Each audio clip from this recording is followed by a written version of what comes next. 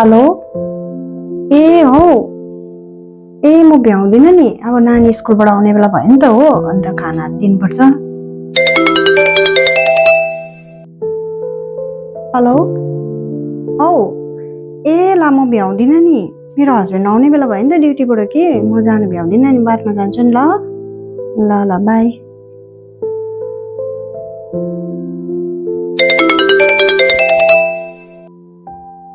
Hello. भन न।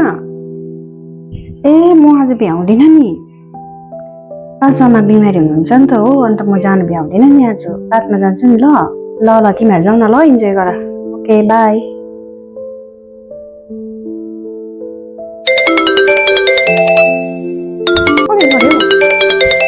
ए hello. हौ।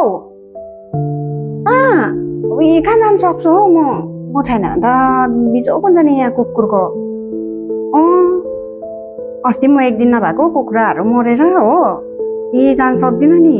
बस्ने गरी त झन् गएर आइहाल्ने हो भने चाहिँ जान्छु हो, बस्ने गरी त जानु सक्दिनँ नि। दबाई पानीहरू कसले दिने दाजुको हो, बिर्सिन्छ। बादमा जाउँ न ल, बस्ने गरी चाहिँ। ल ल बाई। हेलो।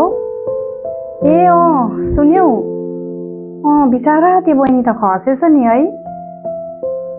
नि माया लाग्यो नि हौ, हेर न, मैले यता जाउँ न भन्दा पनि जाँदैन थियो, पिकनिक जाउँ न भन्दा पनि नजाने हो, घरमै बसिरहने, घरकै काम छ घरि के हो घरि के भनिबस्थ्यो हो, कहीँ नजा गएन।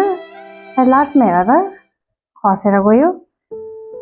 त है, त्यही लागि घुमिराख्नुपर्छ, खाइराख्नुपर्छ है, त्यही गइराख्नुपर्छ, केही छोड्नु हुँदैन मौकाहरू चाहिँ।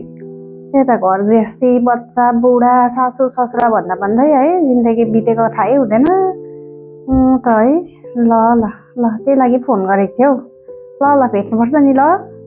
ल ल ल ल बाई।